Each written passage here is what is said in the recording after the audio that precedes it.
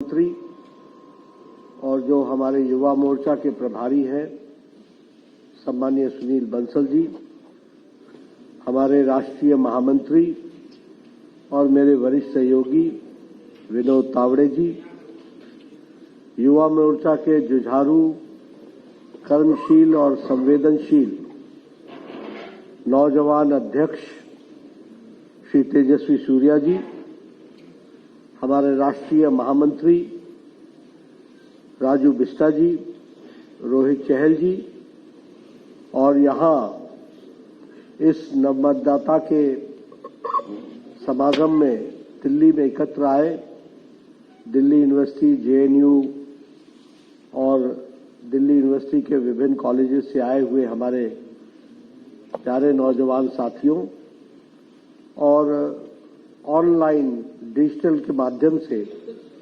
देश भर के भारतीय जनता पार्टी के कार्यालय और युवा मोर्चा के कार्यालयों से जुड़े हुए मेरे युवा साथी, ये मेरा सौभाग्य है कि मुझे आज यहाँ युवा मोर्चा के इस तत्वाधान में, इस कार्यक्रम में, जिसमें आप नमो नव मतदाता इसको आप लॉन्च कर रहे हैं और नए मतदाता अपने आप को रजिस्टर करा रहे हैं, इस कार्यक्रम में मुझे आप सबके साथ शामिल होने का सौभाग्य मिला है।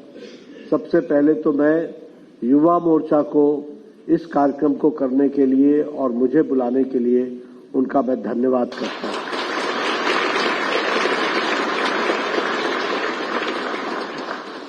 मैं जब इस सभागार में, हॉल में प्रवेश कर रहा था तो जो आपकी तालियां बज रही थी और आपके जो नारे लग रहे थे वो मुझे बता रहा था कि मैं किसी युवा कार्यक्रम में जा रहा हूं।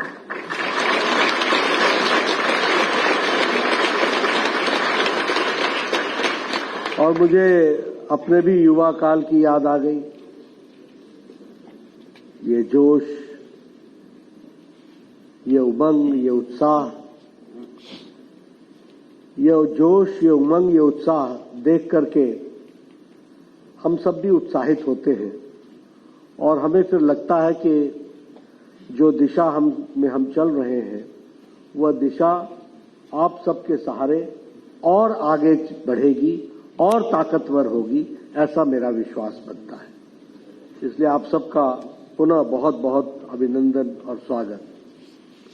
कल हम लोगों ने अंतर्राष्ट्रीय युवा वर्ष मनाया है, 12 जनवरी, स्वामी विवेकानंद जी की जन्म जयंती। वो 161वीं जन्म जयंती थी और स्वामी विवेकानंद ने कहा था, उठो, जागो और रुको मत जब तक लक्ष्य की प्राप्ति न हो। Arise, awake and stop not till the goal is achieved. ये वाक्य, ये प्रयोजन हमेशा अनंत काल तक ये रेलेवेंट रहेगा, क्योंकि हमारे युवाओं को ये प्रेरणा देने वाला और स्वामी विवेकानंद जी का जो युवाओं के प्रति एक सार था, वो एक वाक्य में हम सबको देखने को मिलता है। उनकी पर्सनैलिटी का, उनका जो कंटेंट था वो तो विराट था, लेकिन इस वाक्य में वो युवाओं को संदेश स्पष्ट था, ये हम सब लोग जानते हैं। और आज जब हम यहाँ पर नवमतदाता सम्मेलन की दृष्टि से यहाँ पर एकत्र आए हैं तो निश्चित रूप से एक नई ऊर्जा आप सबसे हमें भी मिली है और आप भी यहां से एक नई ऊर्जा लेकर जाएंगे, ऐसा मेरा विश्वास है।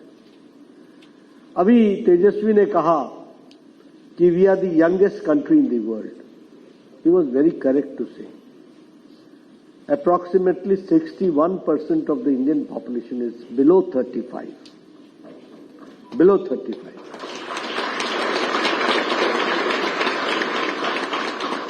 यह हमारी ताकत है, यह हमारी ऊर्जा है, यह हमारी संपत्ति है और यही भारत के विकसित भारत को पूरा करने वाला बहुत बड़ा माध्यम बनने वाला है, यह भी हमको समझना है।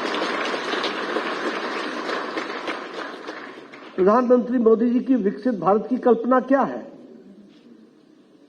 That the day we reach, or the day India sees 100th year of independence, तो हम हर एक तरीके से अपने आप को हम ये सक्षम तरीके से कह सकें कि भारत एक विकसित राष्ट्र के रूप में विराजमान होकर के आगे बढ़ा है। और मैं जो ये तस्वीर देख रहा हूं, आप उन भाग्यशाली लोगों में हैं जिनको वो अपॉर्चुनिटी मिलने वाली है। अपॉर्चुनिटी हमें भी मिली, लेकिन हमारी अपॉर्चुनिटी बहुत समस्याओं से घिरी हुई थी। मेडिकल का डॉक्टर बनना चाहता था कोई, बन भी जाता था तो वो अमेरिका चला जाता था। मैं उससे पूछता था, भाई the government has spent so much on you and now you are going to America. बोला I am going for research. तो मैंने कहा यहां करो, तो कहते थे यहां फैसिलिटी नहीं है। तो यानी भारत के भविष्य को देखने के लिए भी उसको विदेश जाना पड़ता था उस समय। अगर मैं इंजीनियर से पूछता था, बोलता था यहां अपॉर्चुनिटी नहीं है, मेरे टैलेंट का उपयोग नहीं है। अगर मैं किसी से बोला करता था कि आप यहां बिजनेस करो, तो बोलते थे एनवायरमेंट नहीं है। लेकिन आज यू ऑल आर लकी, आप बहुत खुशनसीब हो कि आज आप ऐसे भारत में, विकसित भारत की ओर बढ़ रहे हो जब तमाम फैसिलिटीज के साथ भारत मोदी जी के नेतृत्व में आज सक्षम तरीके से खड़ा है। आज सक्षम तरीके से खड़ा है। Today we have got 22 All India Institute of Medical Sciences with world-class facilities. With world-class facilities. आप सब भगवान न करे, लेकिन आपको भी याद होगा कोई न कोई आपका रिश्तेदार दिल्ली आया करता होगा, एम्स में भर्ती करा दो, एम्स में इलाज करा दो, क्योंकि सारे देश में 140 करोड़ के लिए एक एम्स था। आज हर स्टेट में हम all India institute of medical science. आपका कोई चाचा, कोई भतीजा किसी समय में कोई IIT दिल्ली में पढ़ता है, कानपुर में पढ़ता है, अकेला। आज इंडियन इंस्टीट्यूट ऑफ टेक्नोलॉजी और IIIT हमारे यहां इसको बहुतायत के रूप में स्थापित किया है। तो नरेंद्र मोदी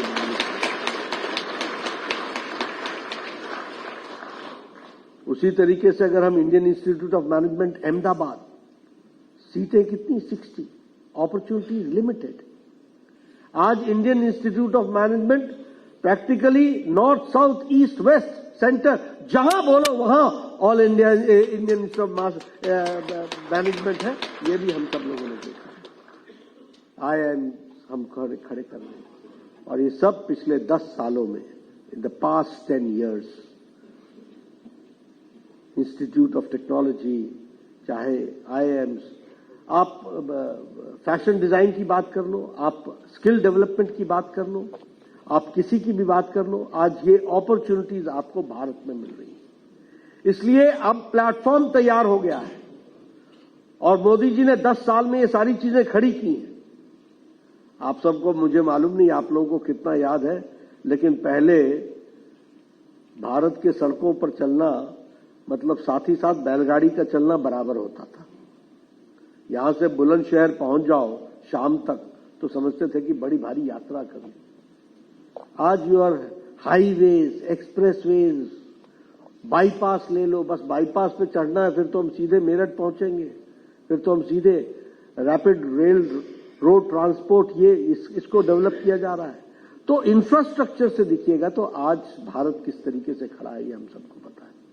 तो आप सब लोग वो भाग्यशाली लोगों में से हैं जिनको आज कनेक्टिविटी के माध्यम से, इंस्टीट्यूट्स के माध्यम से, डेवलपमेंट के माध्यम से विकसित भारत को आगे ले जाने का अपॉर्चुनिटी किसी ने दिया है, तो वो आपको मिली है। ये आप सब लोग बहुत खुशनसीब हो, ये भी मैं आपको शेयर करूंगा। मित्रों, डेमोक्रेसी में मतदाता, the voter is the most powerful, वही ताकत रखता है। और हम यहां पर नव मतदाता का रजिस्ट्रेशन का आज हम लोगों ने श्री गणेश किया है।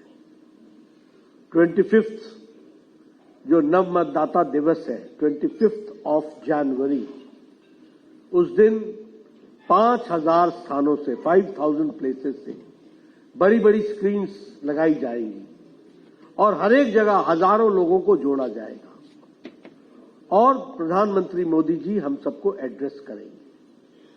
और हम चाहते हैं कि आप भी 25 जनवरी को किसी न किसी स्थान पर जाकर, जो स्थान आपको हमारे महामंत्री और हमारे युवा मोर्चा के लोग बताएंगे, वहां आप जरूर एकत्र होंगे और आप नरेंद्र मोदी जी, हमारे प्रधानमंत्री जी को आप सुनेंगे।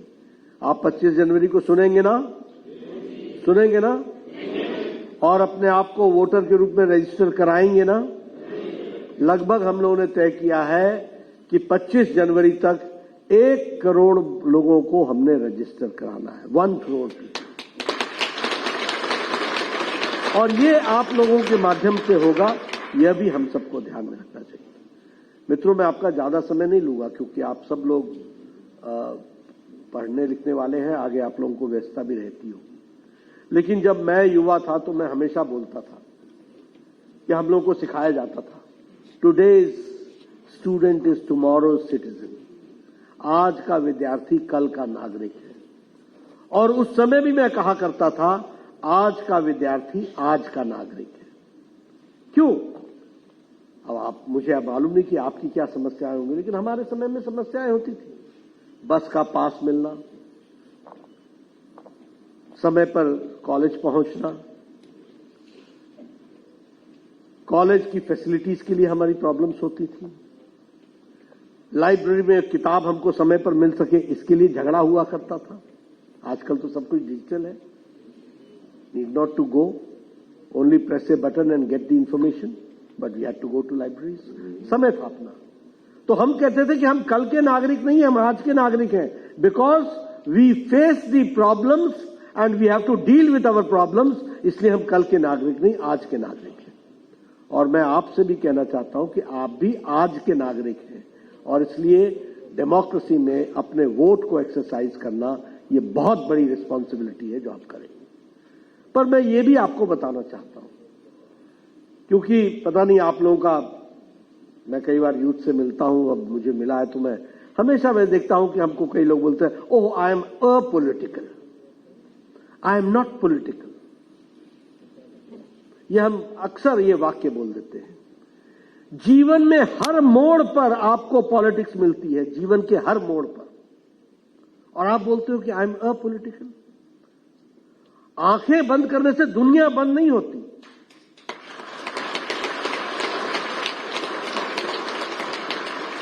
इसलिए whatever the condition may be, you have to be political and you have to understand which is good for you and which is bad for you, which is helpful to you and which is harmful to you. और अगर ये आपको जानना है तो मैं आपको एक बात जरूर बताना चाहता हूं, because I have been in politics for a long time now, right from my student age, when I was a school student then only. But I can say to you that today Prime Minister Modi ji has changed the definition of politics, that we have to understand.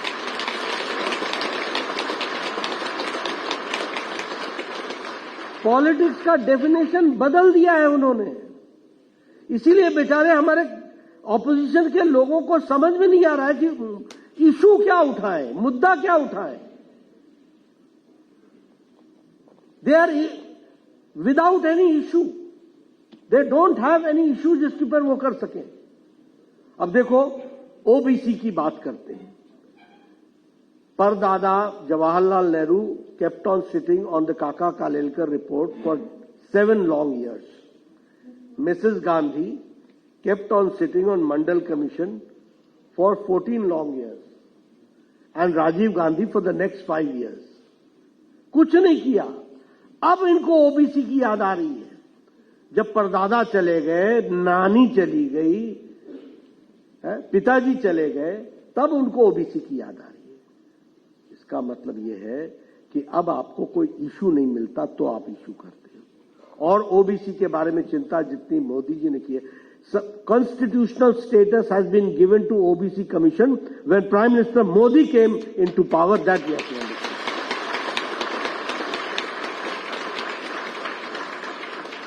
तो ये this we have to understand. अगर आपको नहीं मालूम है तो आप नागरिक होकर भी आपको भले बुरे की जानकारी नहीं होगी। ये बेचारे डिस्टर्ब है कि करें क्या।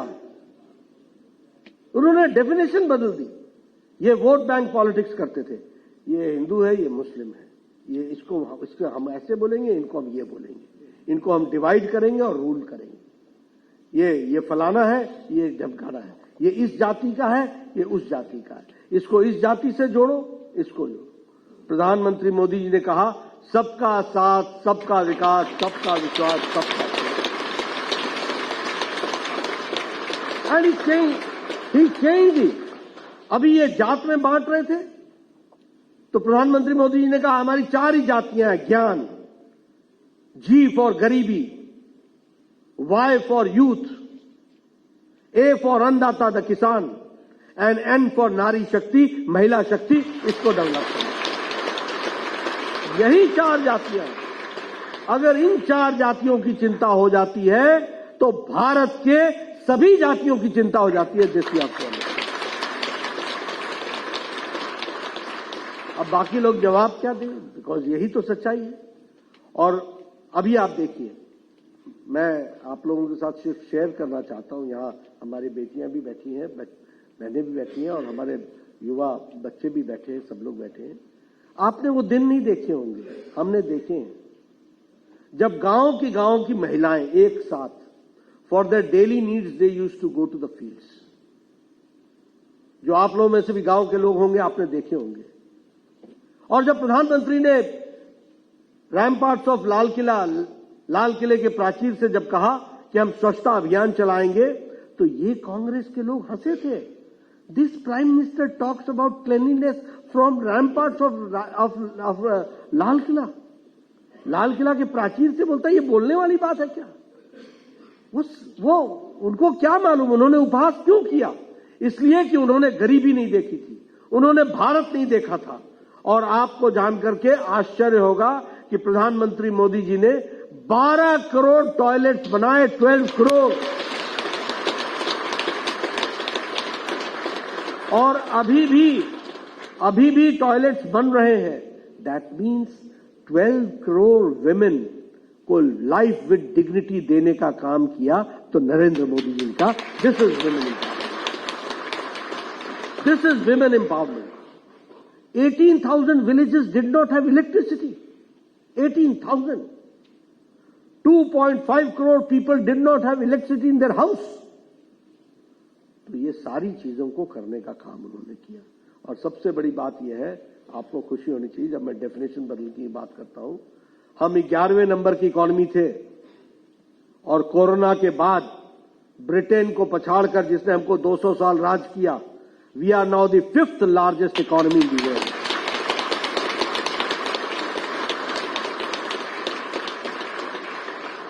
और आपके माध्यम से मैं युवाओं को अपील करना चाहता हूं, आपका समर्थन मोदी जी को मिलना चाहिए।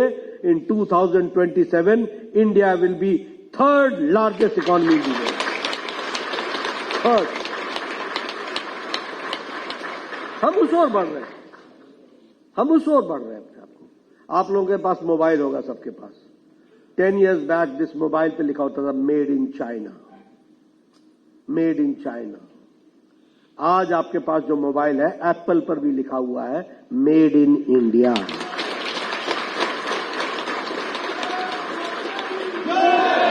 92% मोबाइल चाइना में बनते थे, आज 97% मोबाइल इंडिया में बनते हैं।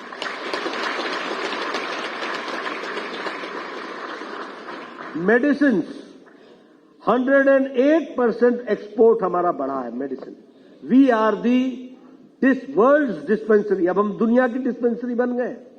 सबसे चीप, सबसे सस्ती और सबसे इफेक्टिव दवा आज भारत के हमारे लोग बने। और आपको जानकर बड़ी खुशी होगी, पता नहीं आप लोगों ने सुना कि नहीं, हम लोग जब थे बचपन में तो यही सुनते थे, पड़ोस का आदमी फलाना, वो डैटसन लेके आया है, वो टोयोटा लेके आया है। यानी गाड़ी का मतलब या तो प्लीमथ अमेरिकन या फिर डैटसन या टोयोटा, जो जापानीज, यानी जापान ऑटोमोबाइल में आगे माना जाता था। आज India is the third automobile market in the world, third automobile. तो इसलिए मित्रों, और स्टार्टअप इंडिया, मुद्रा योजना, सभी युवाओं को बढ़ाने का काम हमारे मोदी जी के नेतृत्व में हुआ है। इसलिए मित्रों, मैं बहुत लंबी कहानी, अभी इन्होंने आपसे खेलो इंडिया की चर्चा की।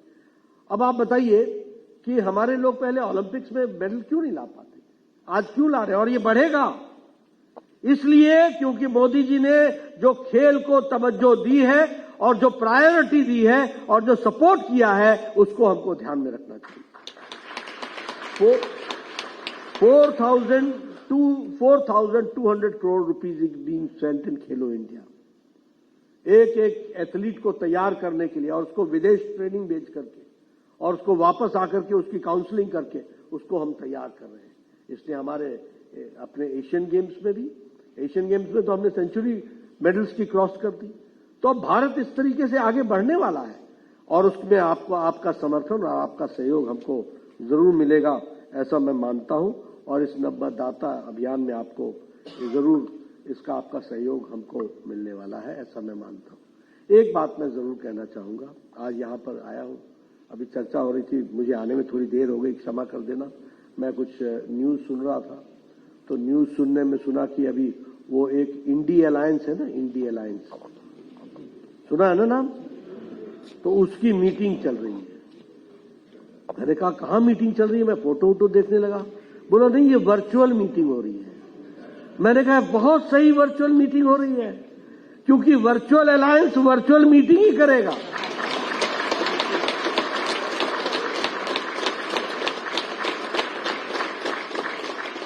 ये तो वर्चुअल अलायंस है, तो ये वर्चुअल मीटिंग करेगा, रस्म अदायगी करेगा, और क्या करेगा? और इससे ज्यादा ये क्या कर सकते हैं? और मैं एक बात यहां ये भी कहना चाहता हूं, इनका एजेंडा क्या है? इनका एजेंडा, मोदी जी का एजेंडा क्या है? विकसित भारत। मोदी जी का एजेंडा क्या है? युवा आगे बढ़े। मोदी जी का एजेंडा क्या है? एंटरप्रेन्योर आगे बढ़े। मोदी जी का एजेंडा क्या है? किसान आगे बढ़े। मोदी जी का एजेंडा क्या है? महिलाओं को ताकत मिले। मोदी जी का एजेंडा क्या है? गरीबी समाप्त हो। उनका एजेंडा क्या है? मोदी हटाओ, ये मोदी हटाओ, ये एजेंडा पकड़ा हुआ है। और मैं कहता हूं ये इंडिया अलायंस के दो ही एजेंडा है वैसे। एक एजेंडा है परिवार बचाओ और दूसरा एजेंडा है प्रॉपर्टी बचाओ। बस दो ही एजेंडा। आप बोलिए फारूक को उमर अब्दुल्ला की चिंता है कि नहीं है? मुफ्ती मोहम्मद महबूबा की चिंता करते करते चले गए कि नहीं? प्रकाश सिंह बादल को सुखबीर जी की चिंता थी कि नहीं? मुलायम सिंह को अखिलेश की चिंता है कि नहीं? अखिलेश को डिंपल की चिंता है कि नहीं?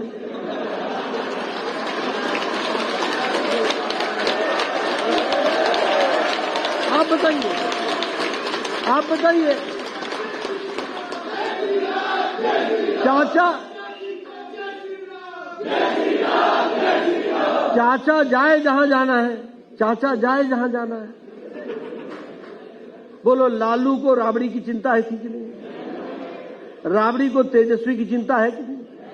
तेजस्वी को तेज प्रताप की चिंता है कि नहीं?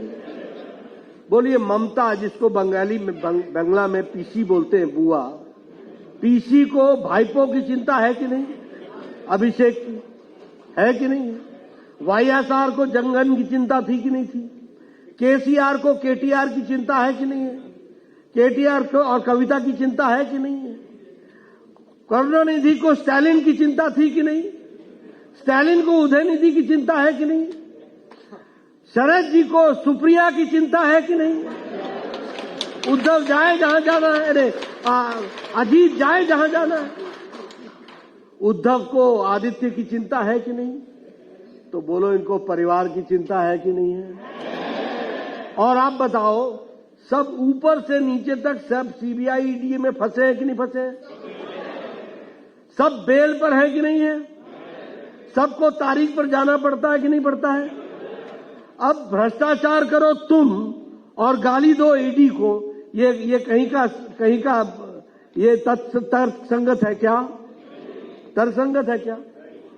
है? तो इसलिए आप अभी वो हेमंत तो मेरे से छूट ही गया, हेमंत सोरेन ऐसे हैं ये सब, और केजरीवाल छूट गया,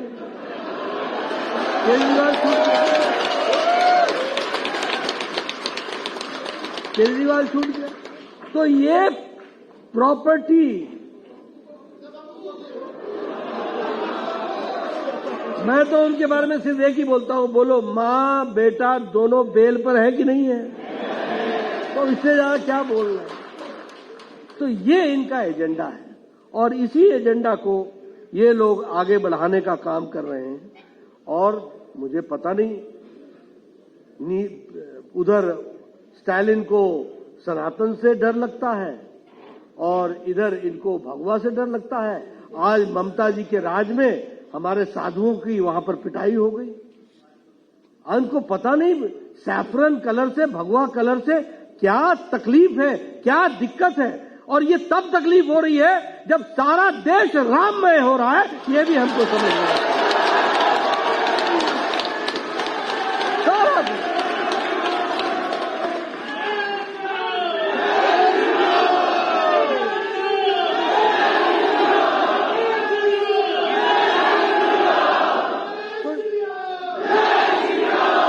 सारा देश राम में हो रहा है। तो मित्रों, अब मैं आपसे सिर्फ एक ही बात बताऊंगा कि देखिए, विचारधारा के माध्यम पर देश को आगे ले जाने का काम आप बताइए। मैं आपको बताता हूं, जब हम अमेरिका जाया करते थे तो हमें कहा, oh you are Indian, oh you are from India. आज जब हम बोलते हैं I am from India, oh India, Modi Modi Modi.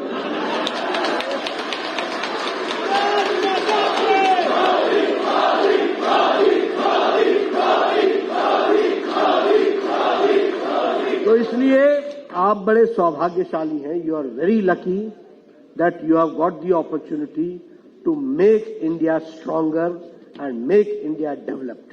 और उसके लिए मैं आपसे अपील करता हूं, कोई युवा रजिस्ट्रेशन से बच न जाए और कोई युवा 2024 के चुनाव से अपने आप को पीछे न रखे, वो उसमें वोट डाले और भारत को मजबूत बनाए। आप लोगों को एंथुसियाज्म होता है कि नहीं होता है कि वोट डालने का मौका मिलेगा? है कि नहीं है? हमारे टाइम में तो हम लोगों को ऐसा लगता था बस अब दुनिया बदल देंगे अब। तो आप भी जरा इस अंदाज के साथ लोगों को जोड़िए और ये आपको बहुत बड़ी अपॉर्चुनिटी मिली। आपने मेरी बात सुनी, आपका बहुत बहुत धन्यवाद।